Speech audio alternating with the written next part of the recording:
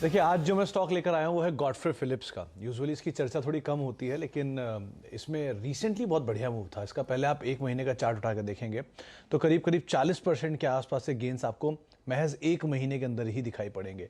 Mid cap में इस तरह का मूव नहीं है जिसको आउट परफॉर्म करके ये स्टॉक चलता हुआ दिखाई पड़ा है।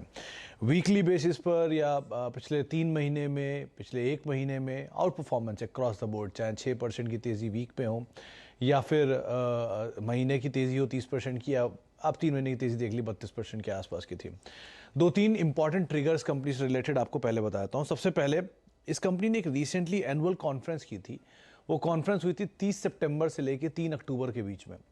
उस कॉन्फ्रेंस के अंदर, वो दुबई में कॉन्फ्रेंस थी, और ग्लोबल फिलिप मॉरिस की मैनेजमेंट भी उसके अंदर बैठी थी। फिलिप मॉरिस जो कि इस कंपनी में 25% के आसपास स्टेक रखते हैं, उनकी मैनेजमेंट भी वहाँ पे मौजूद थी। और इस कंपनी का जो आउटलुक था उसको लेकर एक बड़ी चर्चा हुई थी, जिसके बाद से स्टॉक ने का एक तेज़ी पकड़ी थी। वो आउट जैसे ही वो इनकी कॉन्फ्रेंस हुई थी उसके बाद। सेकंड, कंपनी ने रिसेंटली एक नोटिफिकेशन दिया था एक्सचेंज को कि अपने एक लॉस मेकिंग बिजनेस से एग्जिट करने की बात कर रहे हैं।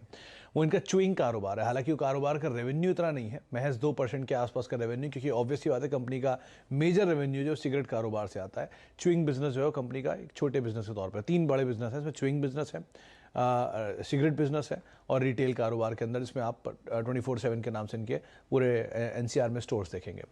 तो मेजर रेवेन्यूज वहाँ से नहीं है, लेकिन वो बिजनेस लॉस मेकिंग है, कंपनी उसको डिसकंटिन्यू कर रही है। तो लॉस मेकिंग बिजनेस का बाहर जाना वो कंपनी के लिए एक बढ़िया ट्रिगर है।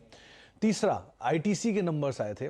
आईटीसी का सिगरेट वॉल्यूम कारोबार करीब 23 से 24% के आसपास ही ग्रोथ दिखाकर गया था, और गॉडफ्रे फिलिप्स के टोटल रेवेन्यू का 88 से 90% हिस्सा जो है वो सिगरेट से आता है। तो बाजार ये एंटिसिपेट करना शुरू हो गया कि शायद गॉडफ्रे के नंबर्स में भी सिगरेट कारोबार की ग्रोथ अच्छी आएगी, जिसको बाजार ने थम्स अप दिया। और लास्टली, वैल्यूएशन जो कि आपकी स्क्रीन पर है। गॉडफ्रे फिलिप्स जबकि 35% इस महीने में चल चुका है, उसके बावजूद 17 के मल्टीपल पर है। वीएसटी जो ज़्यादा चला नहीं है वो 16 के मल्टीपल पर है। आईटीसी अपने हाइस पर है 25 के मल्टीपल पर, और जीटीसी गोल्डन टबैको करीब 26 के मल्टीपल पे भी काम काज कर रहा है। तो इतनी बड़ी तेज़ी के बावजूद भी ये second valuation wise cheapest stock आपको दिखाई पड़ेगा। लेकिन उस समय पर ये 15 के मल्टीपल पे या 12 के मल्टीपल पे ट्रेड कर रहा था जब इसने तेज़ी पकड़नी शुरू की थी।